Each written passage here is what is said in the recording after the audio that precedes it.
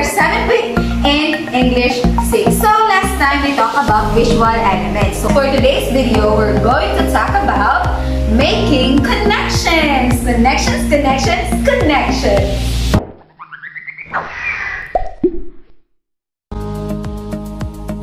This lesson highlights the context of making connections as a skill in reading or viewing that links what the learners read and viewed to what they already know or experience. This helps readers in comprehending text, passages, videos, and features read or viewed by activating prior knowledge and making meaning of what they read or viewed. You are expected to determine images, ideas that are explicitly used to influence viewers' point of view and make connections between information read, viewed, and personal experience. So class, let us have first a learning task 1.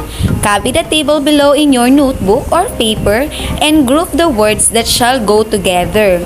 Then, write proper heading for them based on their existing relationship or connection. So class, we're going to find a gardening materials, school materials, and kitchen materials. So in the first column, we're going to put there a gardening materials. So can you please find out?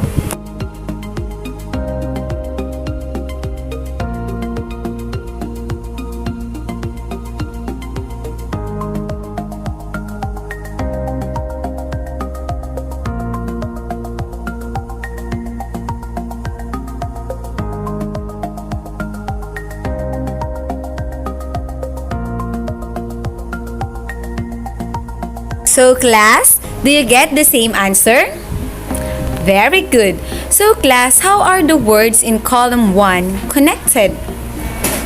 Correct! They are all gardening materials. How about the words in column 2? How are they connected? Correct! They are all school materials. And to the last column? Correct! They are all kitchen materials. There are 3 ways on how a learner can make connections. First, text to self.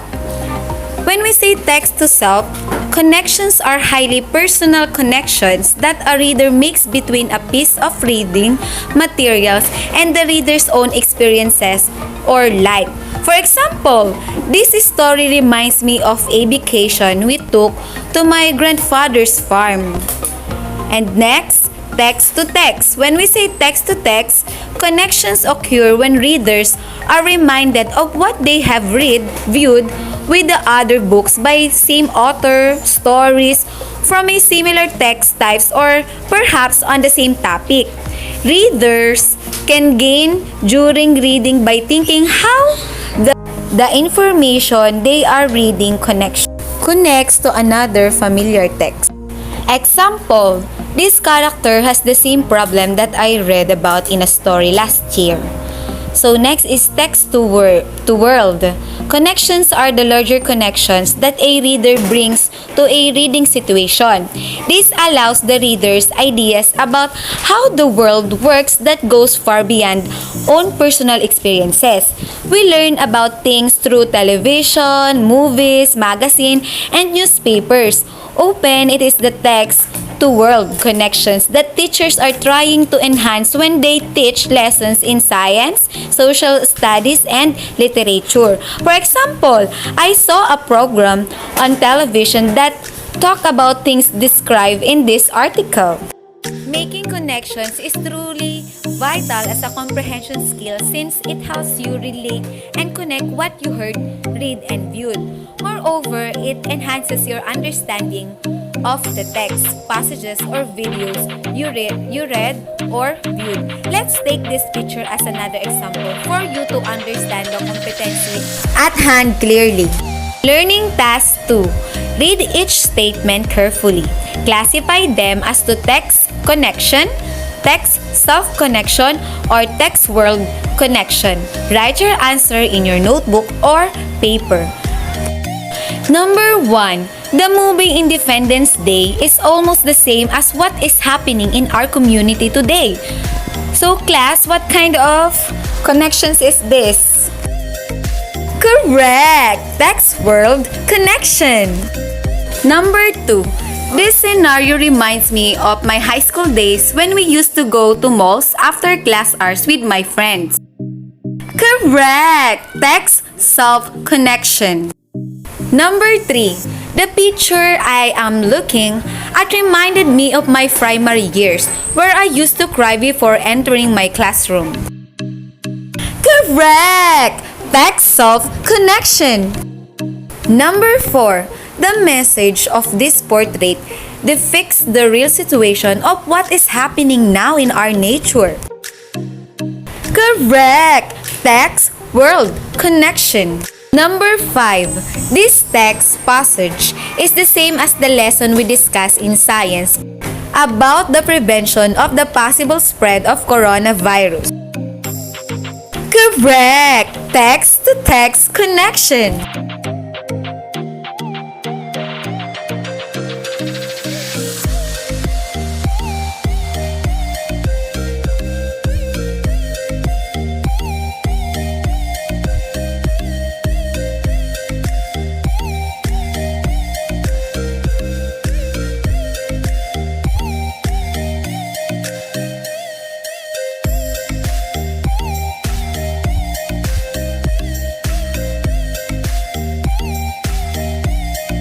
Number 6. This movie is similar to the passage I read before, whose author and editor is the same person.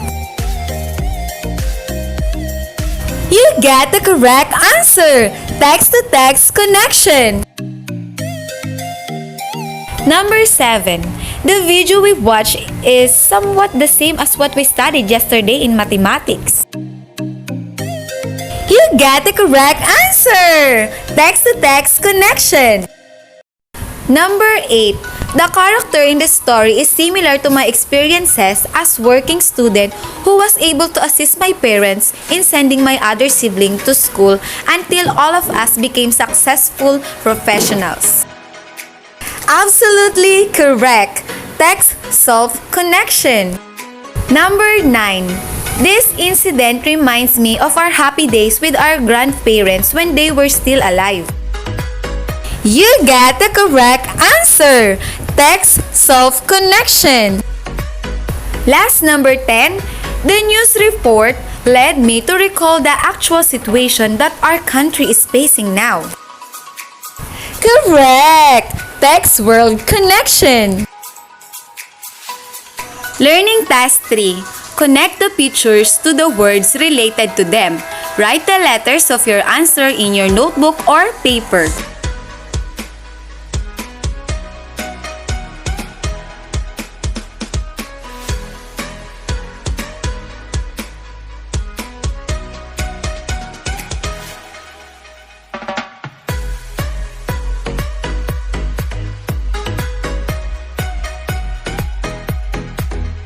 So class, did you get the same answer?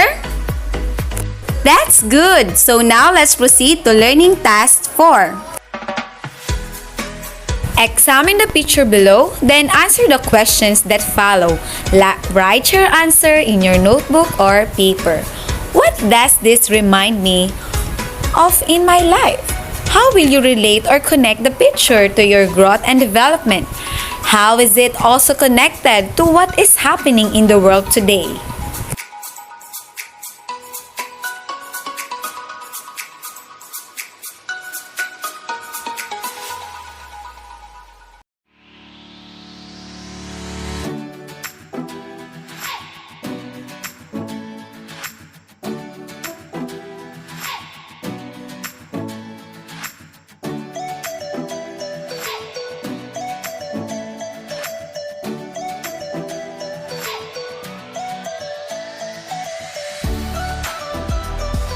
The picture shows how a chicken grows from eggs to adult chicken, making connections with self.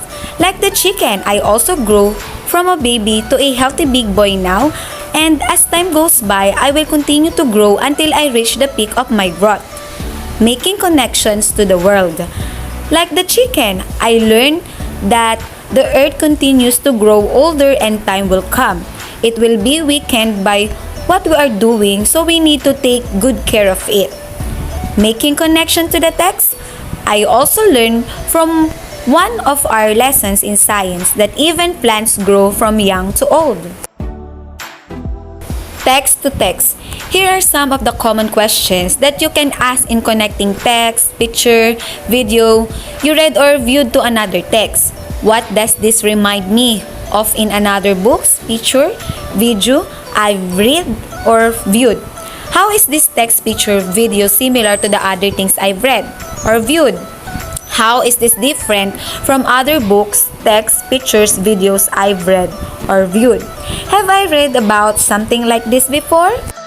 Are there similarities, differences in topic, character, vocabulary, theme, fact, message, opinion, plot, and information? So now, let's proceed to text to world. Connecting real-world happenings to text. What does this remind me of in the real world? How is this text similar to things that happen in real world?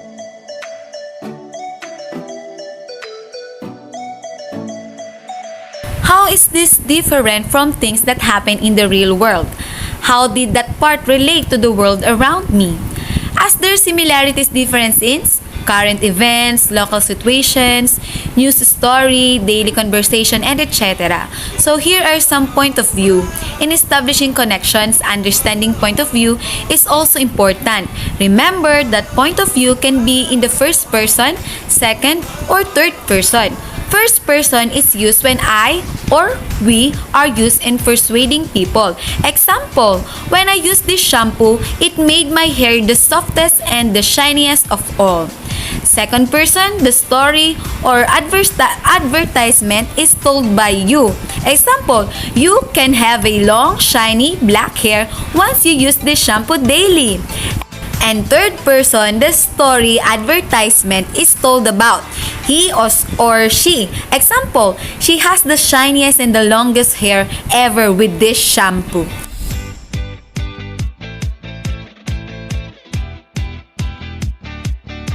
Let's proceed to the next activity.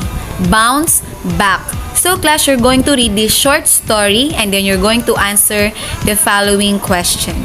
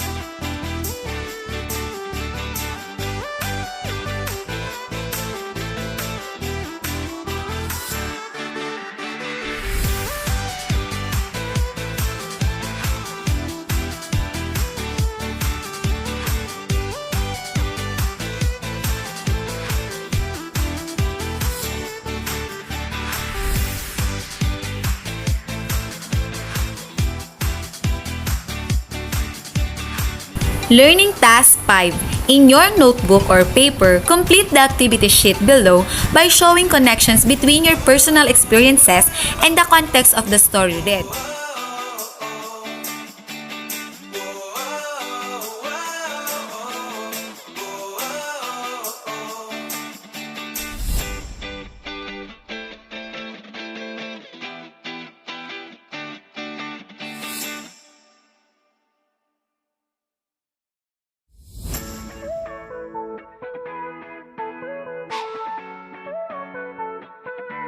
Class, those are some examples, and now answer your own. Good luck!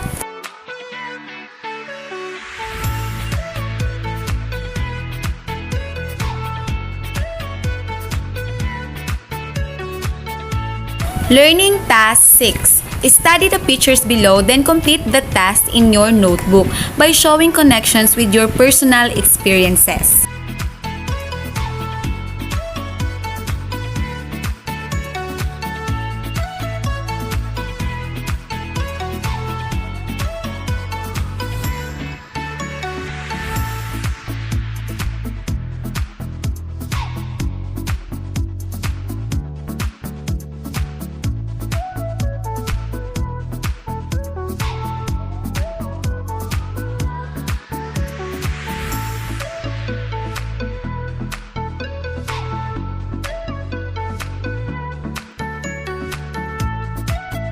So again, class, those are some examples. And now, you can answer your own.